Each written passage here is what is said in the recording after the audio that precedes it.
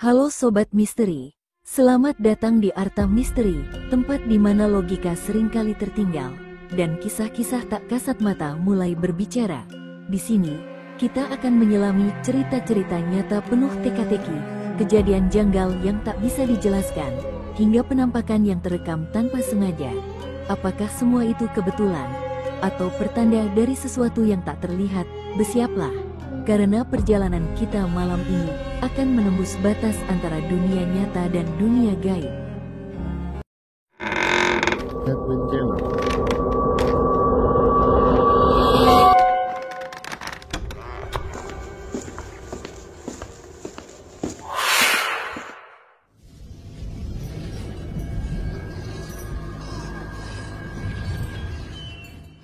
Warung tumbal pesugihan di Lebak Jaya, Surabaya. Warung yang tak pernah sepi. Lebak Jaya dikenal sebagai kawasan padat di Surabaya Timur. Gang-gangnya sempit, rumah-rumah berdempetan, dan suara motor tak pernah berhenti meraung hingga malam. Tapi ada satu tempat yang berbeda.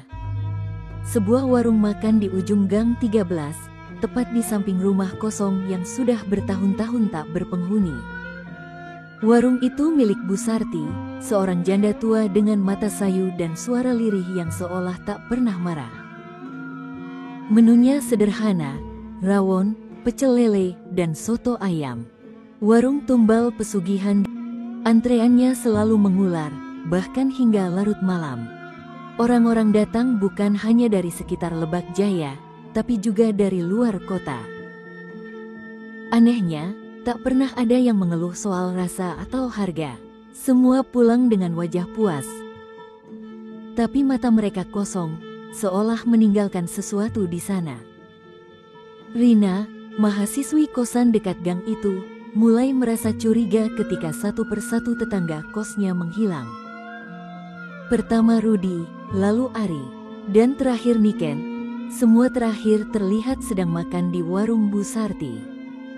Anehnya, tak ada laporan polisi, tak ada kegaduhan. Seakan dunia ingin melupakan mereka begitu saja. Suatu malam, Rina nekat datang ke warung itu. Ia pesan rawon. Saat sendok pertama menyentuh lidahnya, bulu kuduknya berdiri. Ada rasa asing, seperti besi dan tanah basah. Matanya mendadak berat, dan dalam sekejap, warung itu berubah. Dinding-dindingnya seperti bergerak, dan dari dapur terdengar suara jeritan. Bukan dari manusia. Rina tersentak, sendoknya jatuh ke lantai, menimbulkan dentingan nyaring yang terdengar seperti gong di telinganya. Suara jeritan dari arah dapur langsung terhenti, seperti tahu dirinya telah didengar. Warung kembali sunyi, tak ada pelanggan lain malam itu. Padahal barisan motor terparkir di luar seolah tempat itu masih ramai. Bu Sarti mendekat, senyumnya tipis namun matanya tajam menusuk. "Kamu nggak suka rawonnya, Nak?" Suaranya lirih, nyaris seperti bisikan.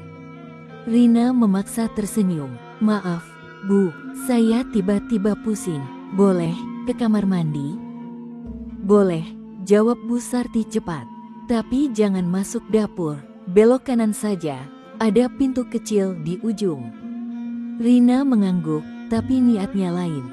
Rasa penasaran membakar kepalanya. Ia melangkah pelan, seolah menuju kamar mandi, tapi matanya tak lepas dari tirai tipis yang memisahkan ruang makan dan dapur. Begitu memastikan Bu Sarti kembali ke mejanya, Rina menggeser tirai itu sedikit dan mengintip ke dalam. Gelap, tapi samar-samar ia melihat sosok seseorang atau sesuatu berdiri membelakanginya. Tinggi, kurus, kulitnya menghitam seperti arang. Di sudut dapur, ada tungku besar yang menyala dan di atasnya, sebuah panci tembaga besar mendidih. Rina menahan napas saat melihat potongan tangan manusia menjulur dari balik panci. Bukan ayam, bukan sapi, manusia. Tiba-tiba sosok tinggi itu menoleh. Matanya merah menyala. Rina terpaku, tak bisa bergerak. Tapi sebelum ia sempat menjerit, suara Bu Sarti menggelegar dari belakangnya. Berbeda dari suaranya yang lirih tadi, kini serak dan dalam. "Kamu sudah lihat, ya?"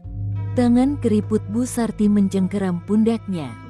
Tapi tangan itu dingin dan tidak terasa seperti tangan manusia. Rina mencoba melawan, tapi tubuhnya seolah kehilangan tenaga. Dunia di sekitarnya berguncang, seperti ditarik ke dalam lorong gelap yang tak berujung. Tangan Bu Sarti kini berubah panjang, hitam, bersisik seperti ular. Dari balik panci mendidih, sosok tinggi tadi melangkah maju. Tubuhnya membungkuk dan suara napasnya terdengar berat dan basah.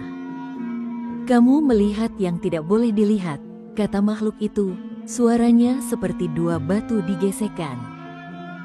Rina nyaris pingsan ketika Bu Sarti tiba-tiba menepuk pundaknya lagi.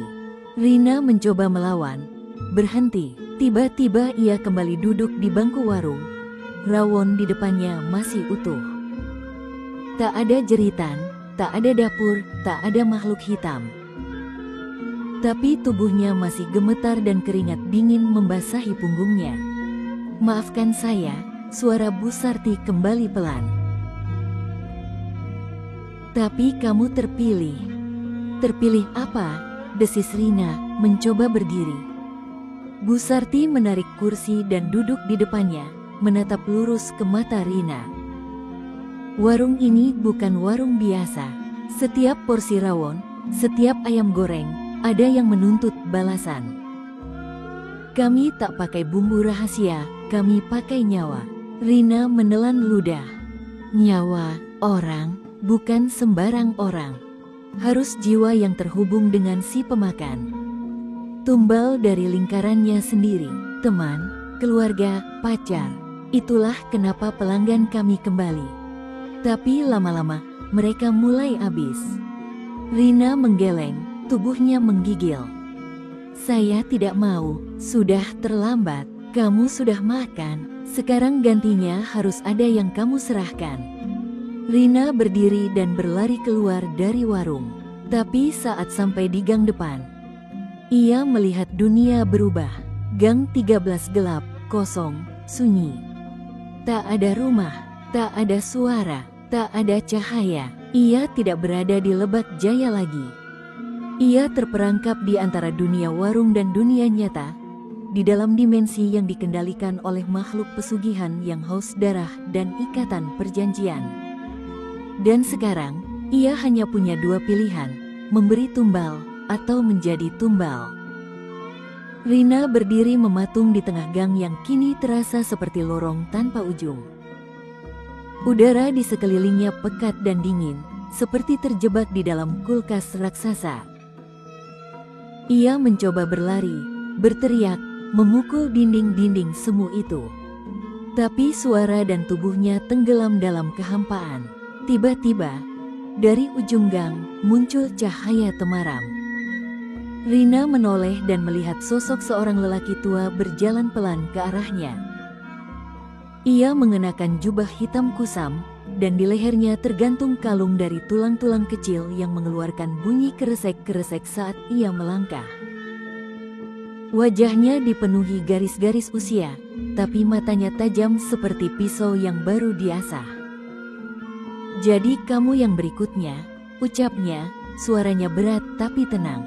"Siapa kamu?" tanya Rina, masih gemetar. "Aku penjaga batas.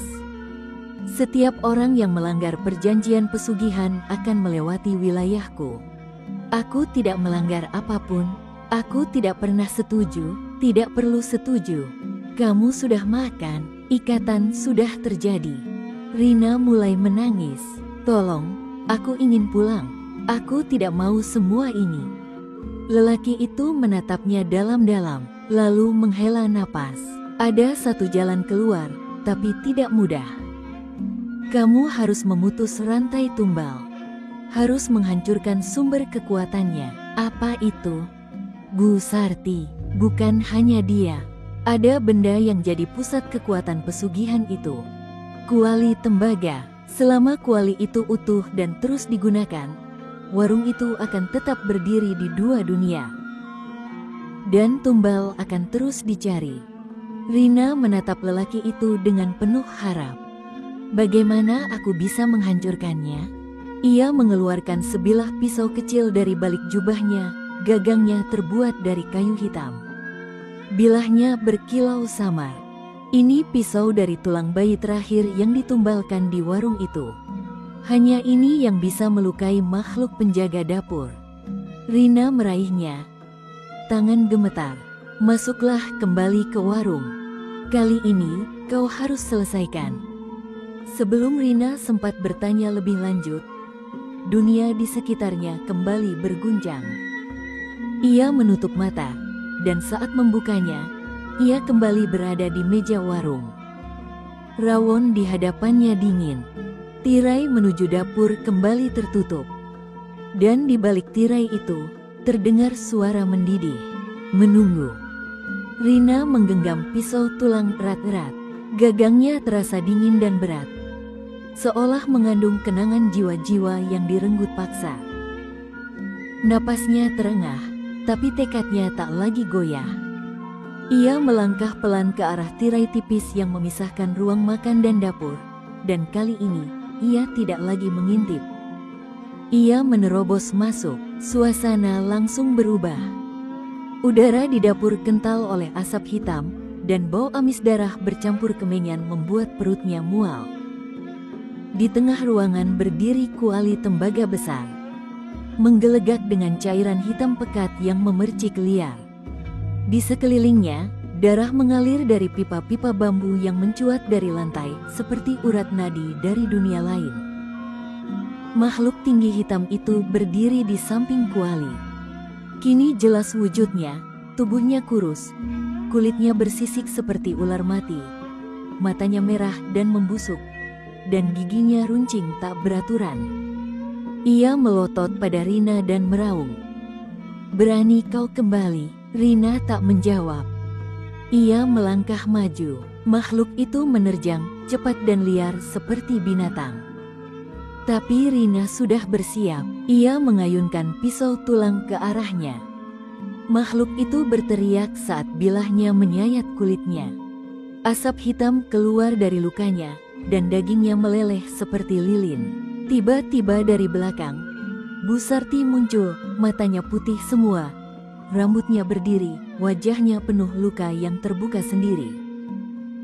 "Kau mau hancurkan warungku? Ini semua sudah jadi bagian dari hidupku. Aku beri makan mereka semua, tapi kau tukar nyawa mereka." Rina membalas, air mata mengalir.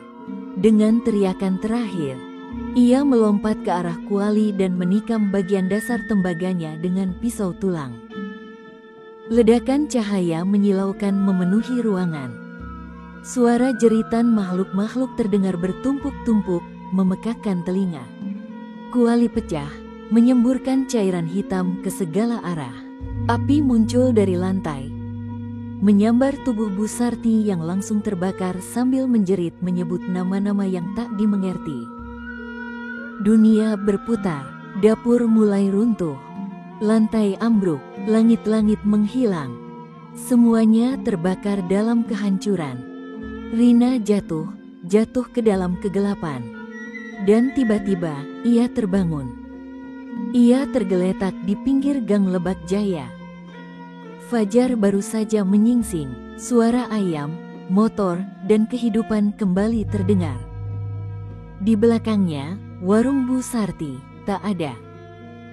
Hanya lahan kosong yang dipenuhi rumput liar dan bekas pondasi tua. Ia berdiri, lemas tapi hidup. Tapi saat ia membuka telapak tangannya, pisau tulang itu masih di sana. 3 hari telah berlalu sejak Rina kembali dari warung pesugihan. Ia masih menyimpan pisau tulang itu, membungkusnya dengan kain hitam dan menguncinya dalam laci kosnya. Tapi malam-malamnya tak pernah tenang. Ia sering terbangun oleh suara bisikan yang berasal dari balik lemari. Kadang mendengar suara panci mendidih di kamar mandi. Kadang mencium bau rawon. Padahal ia tak pernah masak sejak kejadian itu. Yang lebih aneh lagi, teman-temannya yang dulu menghilang, Rudy, Ari, dan Niken, mulai muncul satu persatu di mimpinya. Tapi mereka bukan lagi manusia. Mata mereka putih, kulit mereka pucat seperti lilin, dan mereka semua berkata hal yang sama. Kamu sudah bebas, tapi kami belum. Rina mencoba mencari informasi tentang lahan kosong bekas warung itu. Ia bertanya pada warga sekitar. Aneh, tak ada satupun yang mengingat keberadaan warung Bu Sarti. Bahkan Pak Harjo, ketua RT, hanya berkata, "Dari dulu itu tanah kosong, mana ada warung di situ?"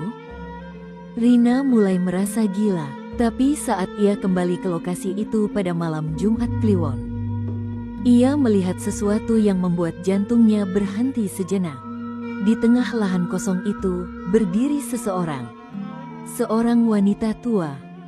Rambutnya panjang menjuntai, tubuhnya berdiri membelakangi Rina.